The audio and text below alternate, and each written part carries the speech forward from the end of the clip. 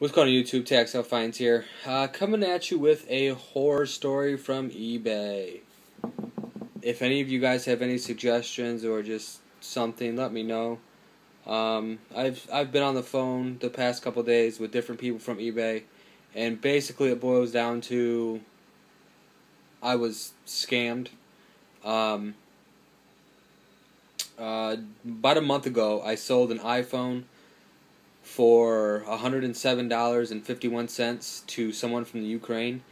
I put in my eBay ad, only United States shipping, free.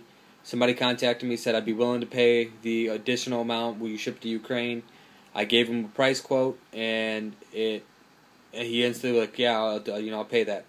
So I shipped priority mail, flat rate box, $16.95. This is, like I said, before the rate increase or whatever, but it was flat rate priority mail for $16.95. Apparently he knew I could not purchase a tracking number for that. I have the receipt, and this is not good enough for eBay at all, because I still could have not sent the item. But I have the receipt that says right there, Ukraine priority mail, small flat rate box, $16.95, and underneath of it has the customs form number. You can see it's, you guys can look this up if you want. It's LC0915279773US. It shows exactly when the package was sent. Shows that it was shipped out January 7th, entered Chicago, Illinois, in customs on January 8th, and was shipped from customs out. Now, according to USPS, on the small flat rate boxes, you cannot get a tracking number. Once it leaves the United States, that number is no longer any good, so I cannot find out if it landed in customs in Ukraine or if it was delivered or anything.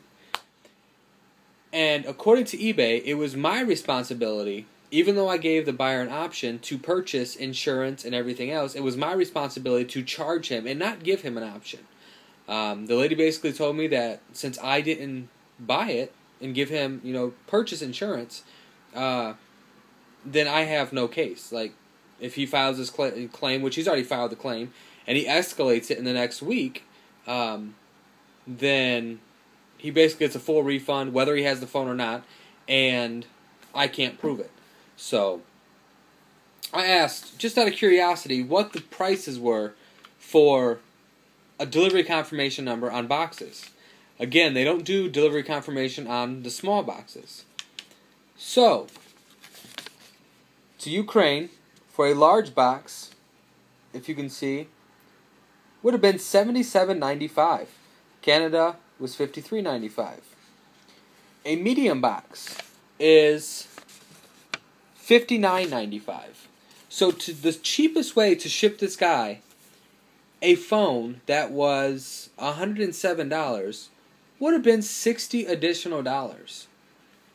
And eBay is telling me that this guy doesn't have any other transactions, that he's, tried to say somebody has not shipped him anything. But it just seems real funny to me that he immediately requested a small flat rate box and very well had to have known that I could not have tracked that box. And within a day of supposedly not receiving the item when it should have arrived, immediately files a claim. Again, it was supposed to be within 30 business days. Well, January 2nd, and now he immediately files a claim. eBay said they're going to allow him 1 to 2 additional weeks before they escalate the claim to see if it arrives. Again, if it doesn't arrive, I asked, what are my options? And she basically said, well, you need to provide a tracking number. I clearly cannot provide a tracking number, which I explained to this lady multiple times. She wasn't hearing it. And again, I told her, I gave the buyer what he purchased. He purchased the iPhone. He purchased it with priority flat rate mail. That is exactly how I sent it. Again, I have the receipt.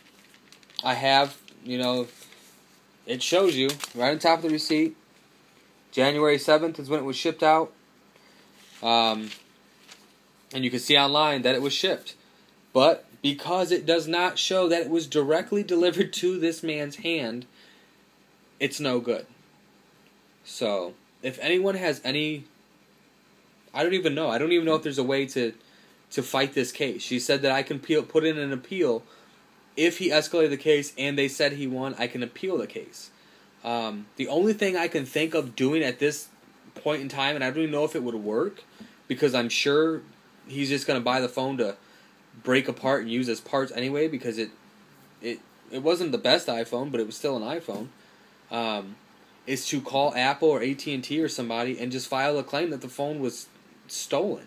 And then hopefully he doesn't take it apart and tries to activate it, but I don't even know if they'll find it if it's international.